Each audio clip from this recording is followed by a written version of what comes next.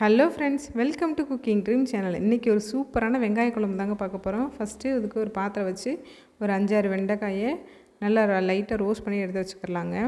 வெண்டைக்காய் வந்து நல்லா அலசிட்டு தண்ணிலாம் நல்லா தொடச்சிட்டு அதுக்கப்புறமேட்டு இந்த சைஸில் கட் பண்ணிக்கோங்க. ரொம்ப குட்டி குட்டியாக கட் பண்ண தேவையில்லை.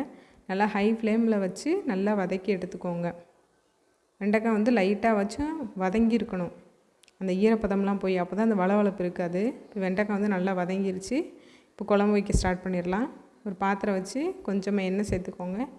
எண்ணெய் நல்லா சூடானதுக்கப்புறமேட்டு கடுகு, அப்புறம் ஒரு 1/4 ஸ்பூன் ஜீரகம், கொஞ்சமாக வெந்தயம், இதெல்லாமே நல்லா பொரியட்டுங்க. பொரிஞ்சதுக்கப்புறமேட்டு நான் வந்து ஒரு 5லேருந்து ஒரு 10 பல்லு போல் பூண்டு சேர்த்துருக்கேன். பூண்டு வந்து நம்ம இஷ்டம் தாங்க. அதிகமாக வேணும் அப்படின்னா அதிகமாக சேர்த்துக்கோங்க, இல்லை ஒரு 2-3 பல்லோட போதும் அப்படின்னா 2-3 பல் மட்டும் போட்டுக்கோங்க. பூண்டு வந்து லைட்டாக பொரிஞ்சதுக்கப்புறமேட்டு சின்ன வெங்காயம் சேர்த்துக்கலாம். சின்ன வெங்காயம் வந்து தாராளமாக சேர்த்துக்கோங்க. ஒரு கைப்பிடி அளவுக்குனாலும் இருக்கணும் கண்டிப்பாக.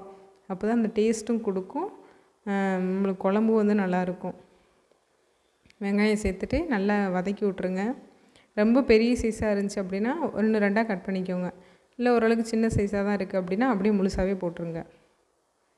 வெங்காயம் வந்து நல்லா வதங்கியிருக்கட்டும். அதுக்கப்புறமேட்டு தக்காளி சேர்த்துக்கலாம். சும்மா ஓப்பன்லேயே வச்சு நல்லா வதக்கி விட்டுக்கோங்க. வெங்காயம் வந்து இந்த அளவுக்கு நல்லா வதங்கிருச்சு. இப்போ இதில் தக்காளி சேர்த்துக்கிறேன். தக்காளி வந்து நான் வந்து 2 தக்காளி நாட்டு தக்காளியாக சேர்த்துருக்கேன், நல்லா பழுத்த தக்காளியாக. இது வந்து கொஞ்சம் புளிப்பு வந்து கொஞ்சம் தூக்கலாக இருக்கும். ஒரு சில பேர் வந்து தக்காளி ஜாஸ்தி போட்டு புளி கம்மியாக ஊற்றுவாங்க. ஒரு சில பேர் தக்காளியே போடாட்டாலும் கூட பரவாயில்ல, புளி நல்லா ஊற்றிக்கிடுவாங்க, அந்த புளிப்பு நல்லா இருக்கணும் அப்படின்ட்டு. உங்களுக்கு எது விருப்பமோ அந்த மாதிரி சேர்த்துக்கோங்க. நான் வந்து 2 நல்லா பழுத்த தக்காளியாக பார்த்து சேர்த்துருக்கேன். மூடி போட்டுட்டு கொஞ்சமாக கல்லுப்பு சேர்த்துட்டு இதை வந்து நல்லா வதக்கி விட்ருங்க.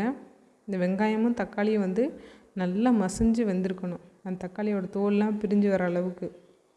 அதனால் நல்லா வதக்கி விட்டுட்டு மூடி போட்டு மூடி வச்சுருங்க. இப்போ தக்காளியும் வெங்காயமும் இந்த அளவுக்கு நல்லா வதங்கிடுச்சு. இப்போ நம்ம வதக்கி வச்சுருக்கிற வெண்டைக்காவை சேர்த்துக்கலாம். வெண்டைக்காய் சேர்த்துட்டு ஓரளவுக்கு நல்லா ஹை ஃப்ளேமில் வச்சு வதக்கி விடுங்க. சும்மா ஓப்பன்லேயே வச்சு நல்லா மட்டும் வதக்கி விட்ருங்க. அதுக்கப்புறமேட்டு மசாலா தூள்லாம் சேர்த்துக்கலாம்.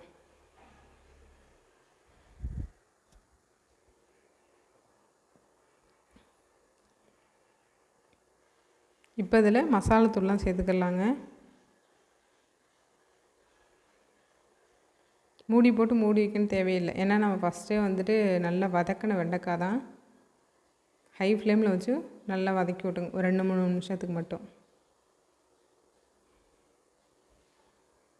ஒரு 1/4 ஸ்பூனுக்கு மஞ்சள் தூள்,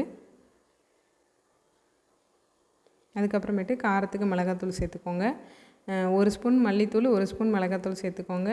நான் வந்துட்டு குழம்பு மிளகாத்தூள் சேர்த்துருக்கேன். 2ம் மிக்ஸ் பண்ணி அரைச்சது, 2 சேர்த்து அரைச்சது தான். அதனால் 2 ஸ்பூனுக்கு சேர்த்துருக்கேன் மொத்தமாக சேர்த்து. நீங்கள் தனித்தனியாக அரைச்சிருக்கீங்க அப்படின்னா 1 ஸ்பூன் மிளகாத்தூளும் 1 ஸ்பூன் மல்லித்தூளும் சேர்த்துக்கோங்க.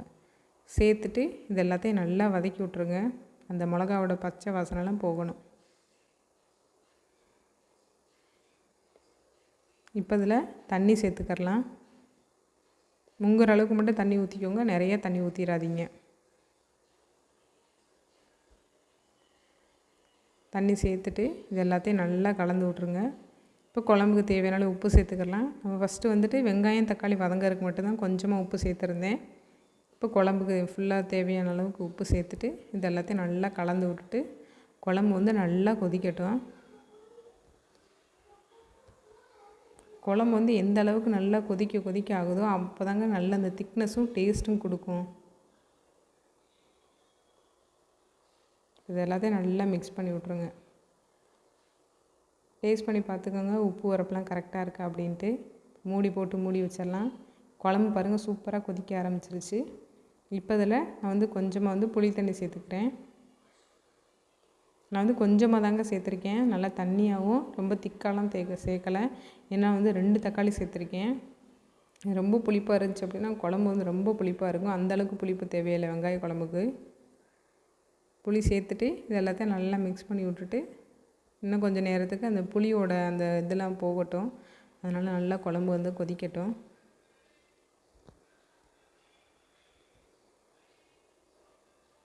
மூடி போட்டு மூடி வச்சிடலாங்க. இப்போ குழம்பு வந்து நல்லா கொதிச்சிருச்சு. இப்போ இதில் கொஞ்சமாக மட்டும் தேங்காய் பால் சேர்த்துக்கிறேன். ரொம்ப திக்காலாம் இல்லைங்க, ஓரளவுக்கு தண்ணியாக தான். அதுவும் கொஞ்சமாக மட்டும் ஒரு 3 ஸ்பூன் அளவுக்கு மட்டும் தான் சேர்த்துருக்கேன். கொஞ்சம் அந்த திக்னஸ்காண்டி சேர்த்துட்டு கொஞ்சமாக அதிலே தண்ணி ஊற்றி நல்லா அலசி ஊற்றிக்கிடலாம். சேர்த்துட்டு இது எல்லாத்தையும் நல்லா கலந்து விட்டுட்டு தேங்காயோட பச்சை வாசனைலாம் போய் இறக்கிட்டோம் அப்படின்னா சூப்பரான வெங்காய குழம்பு ரெடி ஆயிடுச்சு.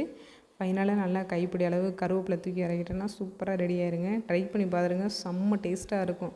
நல்லா சுட சுட சாதத்தோடு அந்த குழம்புலாம் ஊற்றி சாப்பிட்டோம்னா அல்டிமேட்டாக இருக்கும். வீடியோ பிடிச்சிருந்துச்சி அப்படின்னா மறக்காமல் லைக் பண்ணி ஷேர் பண்ணிக்கோங்க. நம்மளோட சேனலை சப்போர்ட் பண்ணி சப்ஸ்கிரைப் பண்ணி வச்சுக்கோங்க. Cooking dream 24. தேங்க்யூ.